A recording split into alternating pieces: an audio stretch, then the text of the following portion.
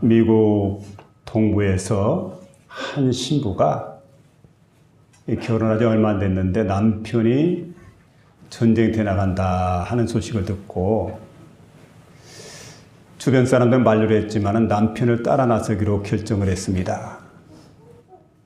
그리고 이제 길이 먼 길인데 동부니까 미국 동쪽입니다. 서부에 있는 그 캘리포니아까지 굉장히 먼 거리인데 도달해서 보니까 사막지대입니다. 그러니까 생활 풍습이 완전 원시적일 수밖에 없는 그런 환경 가운데서 집을 하나 구하게 되었는데 인디안 마을 옆에 있는 완전히 다 쓰러져가는 오두막살이 집입니다. 그러고 생활을 해보니까 기온이 굉장히 높이 올라가는데 아무리 그늘에 있어도 40도 이상이 됩니다. 더워서 견딜 수 없는 그런 나라죠. 거기다가 또 바람이 얼마나 부는지 보통 바람이 아니고 막 모래가 날아오게 되고 먼지가 앉게 되고 참 환경이 얼마나 열악하고 힘드는지.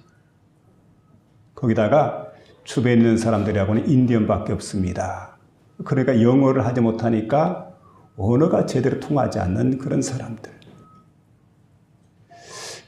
그런데 이제 얼마 지나지 않아서 남편이 이게 이제 소집이 돼가지고 사막 깊은 곳에 들어가서 적들에게 대치하게 되는. 그러니까 참 이제 혼자서 남아 있어가지고 외로움 때문에 또 그 쓸쓸함 때문에 도저히 견딜 수가 없는 겁니다. 그 집에 있는 어머니에게 편지를 보냈어요. 어머니, 나 이거 도저히 생활 환경이 열악해서 잊지 못하겠다. 그러니까 고향으로 돌아가렵니다. 그랬더니 어머니에게 답장이 왔대요. 답장이 긴 답장이 아니고 단 2줄만 딱 기록을 했는데 이런 답장입니다. 감옥 속에 있는 2 죄수가 있는데 창사를 통해서 창밖의 세계를 바라다보게 되는데 한 죄수는 날마다 땅만 바라보고 한 죄수는 하늘에 있는 별을 바라다본다고. 이게 무슨 내용인지 처음 모르죠. 그래 생각해보다가 이 이야기가 그런 이야기였구나 깨닫게 돼요. 그리고 자신을 참 부끄럽게 여기게 됩니다. 그리고는 더 이상 땅을 바라보지 않고 하늘에 있는 별을 보겠노라고. 그리고 마음속에 다짐을 하게 됩니다. 그러면서 인디언 사람들을 사귀기 시작을 합니다. 그리고 그들이 옷을 짜기도 하고 도자기를 굽기도 하고 하는데 그걸 또 배우게 돼요. 그들의 생활을 익히게 됩니다. 그들의 문화를 익히게 되고 그들의 풍습을 따라하기도 하고 그 역사를 배우기도 하고 자 이러면서 그곳 생활에 점점 익숙해져 갑니다. 그리고는 생각해 보니까 이 사막이라고 하는 것은 정말 버릴 것만이 아니라 연구해 보면 가치가 있겠구나 생각을 하고는 어머니에게 편지를 써서 책을 좀 보내달라고. 그래서 사막에 관한 연구를 하기 시작을 합니다.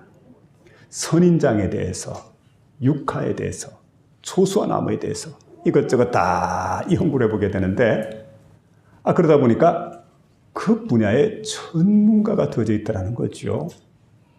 그러니까 사막이라고 하는 생활이 황량하고 쓸쓸한 생활만 있는 게 아니고 아름답고 기묘한 생활로 바뀌어졌다는 거죠. 그리고 그가 이제 사막을 떠날 때쯤 돼서는 그건 전문가가 되어가지고 책을 한 권 집필할 정도로 그런 풍성한 지식까지 갖추게 되었던. 생각해 보니까 여러분 환경이라고 하는 것은 그대로입니다. 그리고 인디언들이 변화가 된 게 아니에요. 사막이 변화가 된 게 아닙니다. 바뀐 것은 이 여인의 마음이 바뀌었더라는 겁니다. 그가 바뀌게 되니까 세상이 바뀌게 됩니다. 그가 바뀌게 되니까 여러분 그의 운명이 바뀌어졌다는 겁니다. 나 한 사람이 바뀌게 될 때 세계관의 변화가 옵니다. 운명의 변화가 오게 됩니다. 그러므로 오늘 사도 바울은 우리에게 이렇게 말씀해 주고 있습니다. 너희 안에 이 마음을 품으라. 곧 그리스도 예수의 마음이니 내 마음 가지고 세상 살지 마. 내 마음이 아니라 그리스도 예수의 마음이야. 그 마음으로 세상을 바라봐. 그러면 여러분, 우리가 바라다보는 세상이 바뀌어지게 돼요.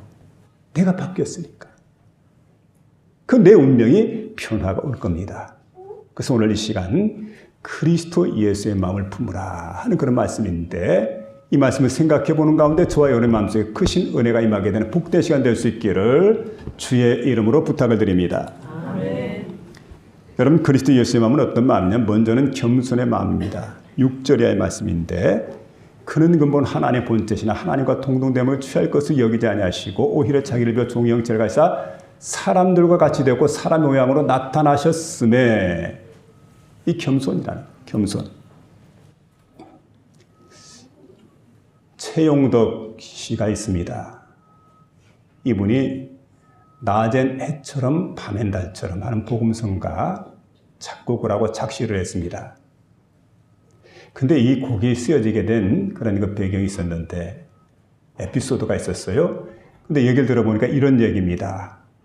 한날 그가 이제 이 시를 쓰게 되었는데, 원래는 이 청년이 굉장히 젊은 시절에 욕을 잘하고 세상을 비뚤어지게 바라다봤던 욕쟁이 청년이었다는 거죠. 근데 예수를 만나고 난 다음에 그의 인생의 변화가 와서 찬양시를 쓰기 시작했습니다. 찬양곡을 갖다 작곡을 하기 시작을 해요. 자, 그런데 언젠가 한 대학에서 그 강당에서 강의를 이렇게 초청을 하게 되는데, 수천 명의 학생들이 모이는 강당에서 강사로 이렇게 이제 가서 강의를 하게 되는데, 가던 길에 이렇게 보니까 화장실에 청소하는 아줌마가 있는데, 좀 청소하는 아줌마니까 내려다봤다는 거죠. 그런데 조금 시간이 지나고 난 다음에 보니까 그 아주머니가 청소를 다 끝내고, 그리고는 기지개를 켜더니 밖으로 나오는 겁니다. 복도를 향해서 걸어가는데 말쑥하게 차려입은 한 신사가 나타나더니 깜짝 놀라는 거예요. 그리고는 그 아주머니 앞에서, 아니 사모님에게 어쩐 일이냐고. 나중에 알고 보니까요, 그 사모님이 누구냐면 대기업 회장의 사모님입니다. 평범한 아주머니로 생각했는데 대기업 회장의 사모님이에요. 거기다가 그 회장의 아들이 이 학교를 지금 다니고 있습니다. 자원봉사를 나가서 청소를 했던 거지요. 그때 그는 자신의 내면을 갖다가 성찰하기 시작을 합니다. 그리고 생각해봐요. 깨닫게 됩니다. 여러분, 내가 얼마나 마음을 갖다 높은 곳에 두었던가, 얼마나 내 마음이 교만한 사람이었던가 깨달으면서 그가 거기서 한 시를 쓰게 됩니다. 그 시가 바로 여러분 잘 아는 낮엔 해처럼 밤엔 달처럼, 그렇게는 살 수 없을까?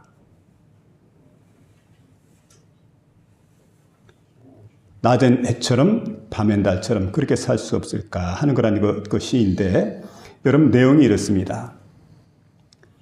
낮엔 해처럼 밤엔 달처럼 그렇게 살 수 없을까? 욕심도 없이 어두운 세상 빛이여,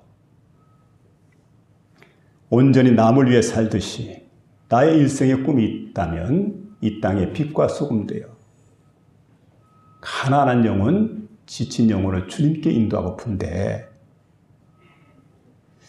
나의 욕심이 못난 자아가 언제나 커다란 짐 되어 나를 짓눌러 마음을 곤곡히 하니 예수여 나를 도와주소서. 이런 그 복음송인데, 여러분 세상에 돈이 많지, 뭐랄까요, 이제 갑부라고 하면은 대기업 회장이라고 하면 돈이 좀 많죠. 많은 돈을 가진 사람인데 잠깐 그 자리를 비워놓고 낮은 자리로 내려오게 될 때 사람들은 감동을 하게 됩니다. 우와, 감동. 근데 여러분, 하나님이신 예수님이십니다. 하나님이신 예수님이 하늘의 보좌를 버려두고, 그리고 여러분 자신의 권리를, 자신의 권세를 다 포기해버렸습니다.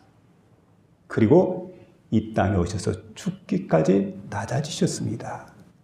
그게 뭐냐면 겸손하신 예수님의 모습이라는 거예요. 이런 예수님이십니다. 우리가 만일 예수님의 겸손을 생각한다면 어떤 무시를 당해도, 어떤 억울한 처우를 당한다 해도 우리가 좌절하거나 화를 낼 이유가 없습니다. 왜냐하면 우리가 예수님께서 어떤 분인가를 아시기 때문에, 내가 섬기는 예수님, 그분이 얼마나 겸손하신 분인가를 알기 때문에 아하, 나도 겸손해야 되겠구나. 그리고 마음을 높은 곳에 두지 않는다는 거지요. 글쎄 여러분, 예수님의 겸손을 생각해 볼 때 예수님은 머리에는 대제사장의 면류관을 쓰셨습니다. 그리고는 여러분 그 흉패죠. 여기에는 12보석으로 빛나는 보석을 품고 계십니다. 그리고 예수님이 얼마나 지체가 높으시고 얼마나 위엄이 있으시고 얼마나 대단한 분인지 모릅니다. 그런데 그 예수님께서 여러분 길이 참으시고 인내하시면서 허리에 수건을 동이십니다. 그리고 제자들의 발을 갖다 하나씩 씻기 시작합니다. 12제자의 발을 갖다가 다 씻겨주십니다. 여러분, 이분이 바로 누구냐면 예수님이십니다. 근데 제자들을 생각해 보세요. 스승의 발을 예수님이 씻긴 게 아닙니다. 친구의 발을 씻긴 게 아닙니다. 제자들의 발을 씻겼는데 얼마 안 있으면 예수님을 배신할 만한, 예수님 배반하는, 다 떠나버리죠. 이런 제자들을 아시면서도 예수님께서 그 제자들의 발을 갖다 씻겼던 그 예수님은 어떤 분이냐? 온유하고 겸손하신 분이기 때문에 이런 행동을 하셨던 것을 볼 수가 있습니다. 예수님은요, 일생을 겸손하게 사셨습니다. 그분의 말씨가 겸손합니다. 그분의 행동이 온유하고 겸손하고 태도가 온유하고 겸손합니다. 그 예수님께서 사지에 끌려갑니다. 말할 수 없는 고난을 당하게 되죠. 그러니까 여러분, 매를 맞기도 하고 모욕을 당하기도 하고 그리고 뺨을 맞기도 하고 침뱉음을 당하기도 하고. 근데 이상하게 예수님께서 말씀이 없으십니다. 침묵하십니다. 마치 도수장으로 끌려가는 양처럼 그렇게 조용히 끌려가십니다. 얼마든 말씀하실 수 있는데, 얼마든 대적자들 갖다 벌할 수 있는데, 얼마든 기적을 베풀 수 있는데 예수님은 다 내려놓습니다. 그리고는 사지에 끌려가는 양처럼 아무 말씀이 없어요. 조용히 끌려가십니다. 그분은 바로 온유하고 겸손한 분이셨기 때문에 이게 바로 아버지께서 내게 주신 잔이다, 내가 마실 잔이다 생각하고 묵묵히 사지로 끌려가는 그런 모습을 우리에게 지금 보여주고 있습니다. 여러분, 예수님께서 지극히 자신을 낮추셨기 때문에 성경은 우리에게 말씀해 주고 있습니다. 골이 깊으면 산이 높습니다. 예수님은 자신을 한없이 낮추셨습니다. 죽기까지 낮추셨습니다.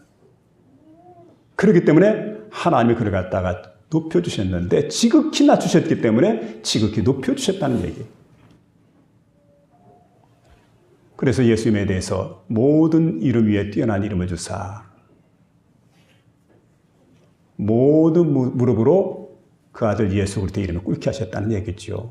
하늘에 있는 자들과 땅에 있는 자들과 땅 아래에 있는 자들로 모든 무릎을 예수 이름에 꿇게 하사 그 예수님의 권세 앞에, 겸손하신 예수님 앞에 모두가 무릎 꿇어서 경배할 수밖에 없었던 그 이유가 바로 온유하고 겸손하신 분이었기 때문이라는 것을 본문은 우리에게 말씀해 주고 있습니다. 세상에 가장 위대한 사람은 누굴까요? 겸손한 사람입니다. 첫째도 겸손입니다. 둘째도 겸손입니다. 셋째도 겸손입니다. 겸손한 마음을 가지고 주님을 섬기는, 나는 마음이 온유하고 겸손하니 나의 멍에를 메고 내게 배우라. 그리하면 너희 마음에 힘을 얻으리라. 우리 모두가 온유한 마음으로 주님을 따라가는, 겸손한 마음으로 주님을 따라가는 복된 심령이 될 수 있기를 주의 이름으로 부탁을 드립니다. 아멘. 두 번째는 복종하는 마음이라고 했는데, 순종이라고 하는 것은 즐거운 마음으로 하는 게 순종입니다. 기쁜 마음으로, 자원하는 마음으로. 그런데 복종이라고 하는 것은 이해가 안 돼요. 그러나 순종하는 겁니다. 이게 바로 복종이라는 거죠. 그래서 여러분, 예수님의 전생에 대해서 고린도후서 12장 9절에 보니까 이렇게 말씀해 주고 있습니다. 예하고 아니라함이 되지 아니하였느니 그에게는 예만 있느니라. 예수님 바로 아멘밖에 없어요. 아버지의 뜻에 대해서. 하나님 아버지 앞에서 언제나 아멘입니다. 그게 아버지의 뜻이라면, 고난의 잔을 마시는 게 아버지의 뜻이라면, 십자가에 못 박혀 죽는 게 아버지의 뜻이라면 나 기꺼이 십자가 지겠습니다. 그러고 아버지께 나가는, 아버지 뜻 순종하는. 그래서 여러분, 예수님은 언제나 복종, 순종하는 삶을 사셨다. 이걸 우리에게 성경은 말씀해 주고 있습니다. 요한복음 4장 34절에 보니까 나의 양식은 나를 보내신 이의 일을 행하며 그의 뜻을 온전히 이루는 이것이니라. 내게 주어진 양식이 뭐냐면 아버지의 뜻을 이루는 거라는 거예요. 하나님의 뜻을 이루는 것, 이게 바로 내게 주어진 양식이다. 그러니까 아버지의 뜻을 행하는 것을 양식으로 삼으셨다는 말씀입니다. 8절 말씀 보니까 이렇게 말합니다. 죽기까지 복종하셨으니 곧 십자가에 죽으심이라. 십자가에 죽으심이라. 예수님께서 죽기까지 복종하셨습니다. 내 생각, 내 고집, 내 감성, 우리 다 죽여야 되죠. 나를 죽여야 되는 겁니다. 갈라디아 2장 10절에 내가 그리스도와 함께 십자가에 못 박혔나니 그런 적 이제 내가 사는 것이 아니요 오직 내 안에 그리스도께서 사신 것이다. 이제 내가 육체 가운데 사는 것은 나를 사랑하사 나를 위하여 자기 몸을 버리신 하나님의 아들을 믿는 믿음 안에서 사는 것입니다. 여러분, 내가 죽어야 돼. 아무든지 나를 따라오려거든 자기를 부인하고 제 십자가를 지고 나를 따를 것입니다. 마태복음 16장 24절 이렇게 말씀하지 않습니까? 우리 자신을 죽이고 그리고 주님을 따라가는. 그래서 여러분, 이런 삶이 바로 복종하는 삶이다. 이렇게 말할 수가 있습니다.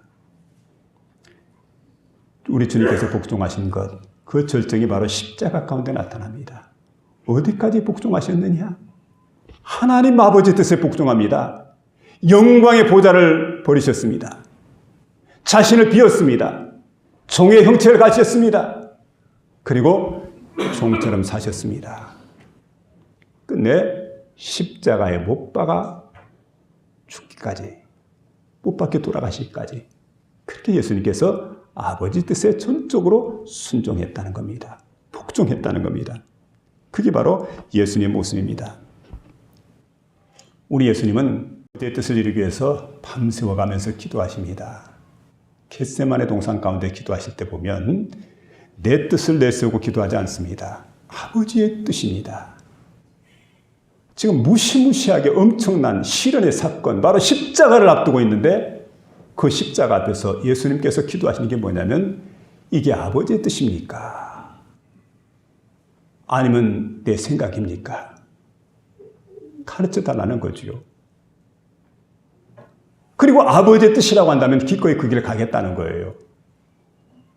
그런데 우리 하나님께서, 하나님 아버지가 그게 아버지의 뜻임을 가르쳐 주십니다. 겟세마네 동산의 기도예요. 응답을 받습니다. 그리고 묵묵히 순종해서 도수장으로 끌어가는 양처럼 십자가의 길을 걸어가셨던 그 예수님이심을 성경은 우리에게 보여주고 있습니다. 그러니까 여러분, 예수님은 철저하게 순종했다는 것, 철저하게 복종했다는 것을 말씀해 주는데, 근데 하나님에게 대들고 반항하고 하나님 뜻을 거역하게 되고 하나님께 불순종했던 대표적인 그 천사가 바로 루시퍼 천사입니다. 루시퍼 천사, 지금으로 하면 사탄이죠. 마귀입니다. 사탄 마귀 루시퍼. 이 루시퍼 천사가 여러분 하나님을 대적을 하게 됩니다. 그래서 성경은 이렇게 말씀해 주고 있습니다. 아담 안에서 모든 사람이 죽은 것처럼 불순종했어요. 루시퍼가. 그리고 아담이 그의 유혹에 넘어가게 되고 불순종하게 됩니다. 그래서 모든 사람이 죄짓고 죽게 되었지만은 그리스도 안에서 모든 사람이 삶을 얻으리라고 바로 고린도전서 15장 20절에 말씀해 주고 있는데 그런 원리입니다. 바로 순종하게 될 때 모든 영혼들을 살리게 되는 그 역사가 바로 그리스도 예수의 순종 가운데 나타났던 것을 우리에게 보여주고 있습니다. 여러분 순종하는 그래서 의롭다함을 받게 되는 저와 여러분 될 수 있기를 주의 이름으로 부탁을 드립니다. 1988년도 12월 7일인데 여러분 우리나라에서는 88 올림픽이 일어났던 그런 해이지만 카프카즈 산맥이 있는 그 아르메니아라고 하는 지역에 큰 대진이 일어났습니다. 그러니까 이 지진으로 해서 2만 7천 명 정도가 죽게 됩니다. 죽는 사람만. 부상을 입은 사람이 수만 명입니다. 막 수많은 가옥들이 그냥 막 파손되게 되는데 그 가운데 9층짜리 아파트 하나가 무너져 내렸습니다. 와르르 하고 무너지게 되었는데 사람들이 그 안에 매몰이 되어 있습니다. 근데 당시에 수잔나라고 하는 여성의 가정에도 식구들이 함께 매몰이 되어 있었습니다. 그러니까 이게 이 건물이 아파트가 무너지는 그 순간 의식을 잃어버렸어요. 그러다가 옆에서 칭얼거리는 4살짜리 아이 때문에 26살이었던 이 수잔나가 의식에서 회복이 된 겁니다. 그리고 옆에 있던 아이가 이런 얘기를 하게 됩니다. 엄마, 목이 말라요. 물 좀 주세요. 물 좀. 근데 매몰되어 있는 그 현장에서 아우스트라장 같은 이런 그 현장에서 뭘 줄 게 뭐가 있어요? 아무것도 없잖아요. 그리고 꼼짝을 못하는 거예요.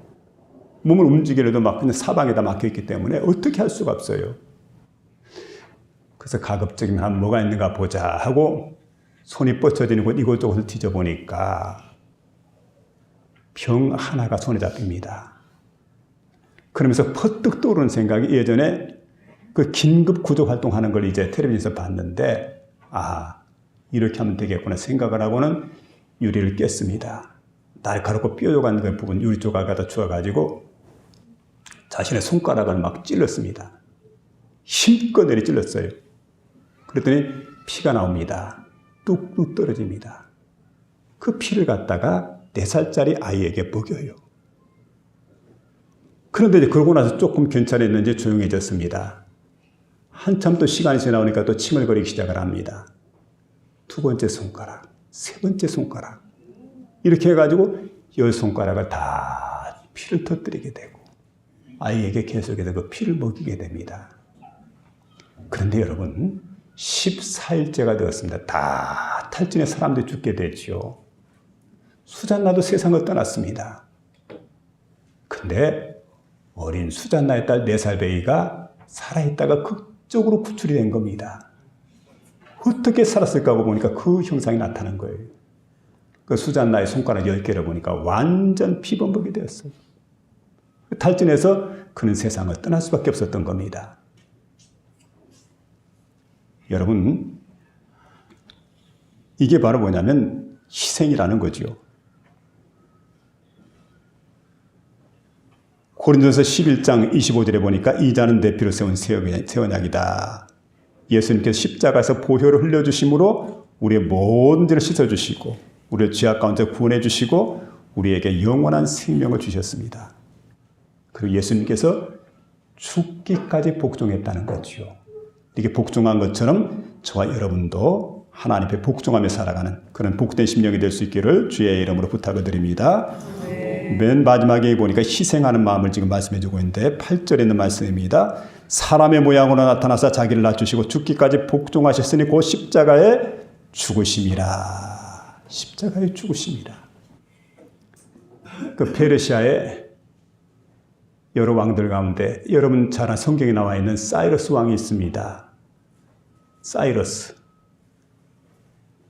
우리 성경에 보니까 사이러스가 아니고 고레스라고 소개가 됩니다. 고레스 왕이 이웃나라와 전투를 벌이게 되었는데 대승을 거두었습니다. 그리고 수많은 적군의 포를 잡아왔는데 그 생포한 사람 가운데 보니까 그 나라의 왕자를 잡아왔어요. 왕자 일가족 다 생포해가 데려왔는데 그때 고레스 왕이 왕자에게 이렇게 묻게 됩니다. 내가 그대의 생명을 살려주기를 원하는데 만일에 그대의 생명을 살려준다면 나에게 뭘 주겠느냐? 예, 제 나라의 절반을 주겠습니다. 그래? 그러면 너의 자녀들 다 살려주면 내게 뭘 주겠느냐? 예, 제 나라 전체를 바치겠습니다. 그래, 그렇다면 한 가지만 더 질문해보자. 만일에 너의 너의 아내를 살린다면 어떻게 할 것이냐? 뭐라고 얘기했을까요? 예, 그러면 제가 기꺼이 제 생명을 드리겠습니다. 비록 적군이지만 사이러스 왕의 마음속에 큰 감동이 된 거예요. 이런 생각 가지고 있는 훌륭한 사람을, 훌륭한 왕자를 내가 죽일 수가 없지. 이를 내가 처형시킬 수가 없지. 그리고는 가족 전체를 다 풀어줬습니다. 돌아가라고. 고국으로 돌아가라고. 일가족을 다 돌려보냈어요. 왕자가 그날 집에 가가지고 얼마나 기뻤던지 잔치를 베풀게 됩니다. 잔치를 베풀면서 그때 자기 부인이었던 그 여인에게 이렇게 이야기를 하게 됩니다.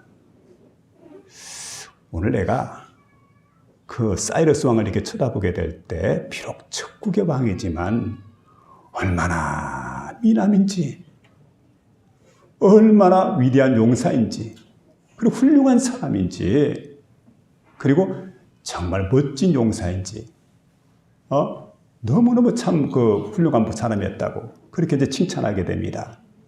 그러면서 자기 부인에게 물어봐요. 당신 보기에는 어떻더냐?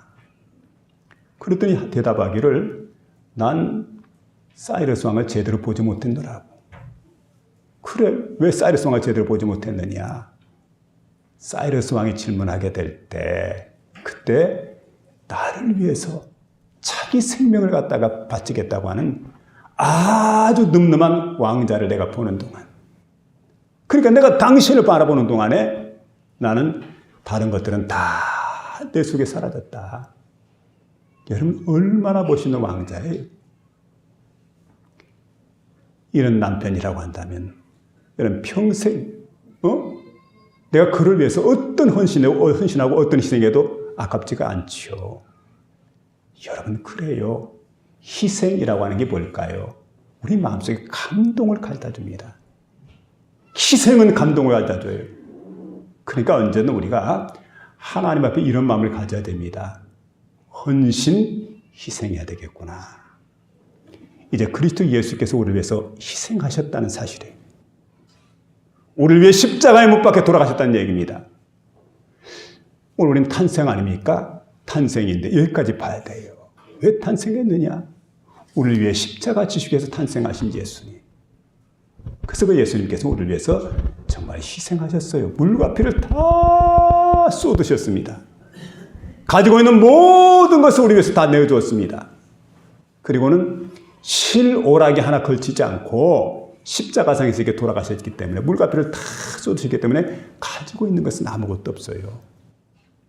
마치 모태에서 적신으로 나온 사람처럼 그렇게 벌거벗은 모습으로 아무것도 손에 쥐지 않고 우리를 위해서 다 주시고 예수님 십자가에 돌아가셨는데 그 보혈을 통해서 저와 여러분이 죄사함 받게 되는 놀라운 역사가 나타났어요. 그 십자가의 보혈을 통해서 우리가 하나님의 자녀가 되었습니다. 그 십자가의 보혈을 통해서 우리가 천국 영생 복락이 우리에게 주어지게 되었어요. 여러분 희생은 감동입니다.